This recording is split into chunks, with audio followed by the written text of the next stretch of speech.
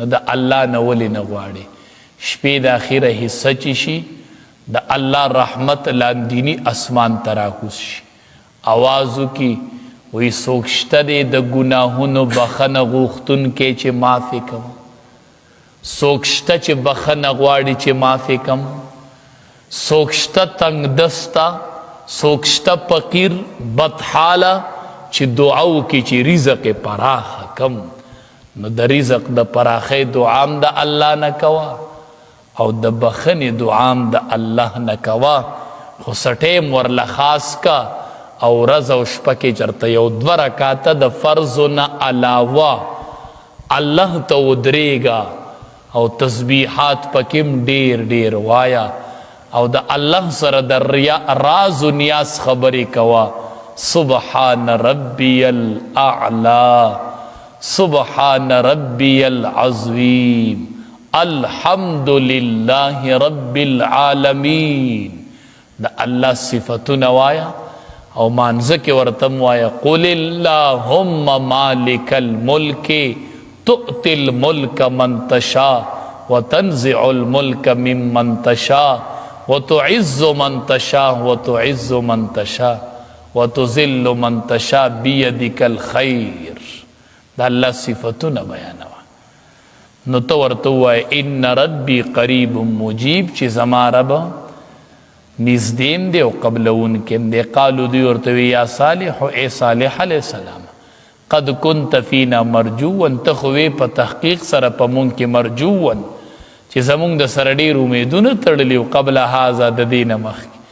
پیغمبر به د نبوت نه مخکې الله داسې صفتونه ورکړي چې ټول خلق په پسې روان نبی علیه السلام ته به امین او صادق نه وي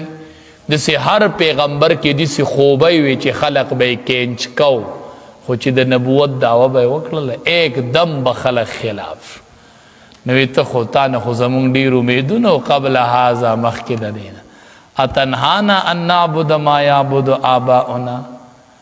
نو آیا ته اوس مونږ منع کوي چې مونږ عبادت کو د هغې څه چې پلارانو زمونږ یې کو دا اوس تا څه خبرې شروع کړې وإنا لفی شک مما تدعونا او بېشکه خامخا مونږ ورې په شک کې یو د هغې خبرې نه تدعونا الیه چې ته مونږ بلې هغې طرف ته مریبین مونږ په کلک شک کې یو دا خبر هم ذهن نالي چې د پلار نیکه معبودان پریدو بل رب ته روان شو دا تاسو شروع کړل مخکې خو ته مړه ډېر قیمتي سړی وي او زمونږ د سره ډېر امیدونه تړلي او مونږ خو وی چې ته به زمونږ ډېر په پکارو راشي تا خو ایکدم زمونږ د خدایانو نه خبره بل رب طرف ته واړه والله فرمایي وإلى ثمود أخاهم لېږلی مونږ د سمودیانو ترور د هغې صالحا صالح علیه الصلاة والسلام قال دوی یا قوم اعبدوا الله ای قوم زما اعبدوا الله عبادت کوئ د الله ما لکم من اله نشته د ستاسو دپاره هیڅ معبود غیره سوا د الله نه هو دغه الله انشأکم من الارض پیدا کړي تاسو د ځمکې نه واستعمرکم فیها او بیا آباد کړي تاسو په دې کې فاستغفروه نو بخښنه غواړئ د الله نه ثم توبوا الیه بیا توبه وباسئ د الله ته ان ربی قریب مجیب بېشک رب زما نږدې دی قبلونکی دی قالو دی ویل یا صالح ای صالح علیه السلام قد كنت فینا مرجوا په تحقیق سره توی فینا په مونږ کې مرجوا امید لرلی شوی قبل هذا مخکې د دې نه اتنهانا ان نعبد آیا ته مونږ منع کوي د دې نه چې مونږ عبادت وکړو ما د هغه چا یعبد آباؤنا چې عبادت پې کوو زمونږ مشران واننا لفی شک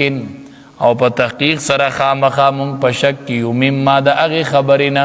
تدعونا الیه چې ته بلې مونږ هغې طرف ته مریبین په کلک شک کې یو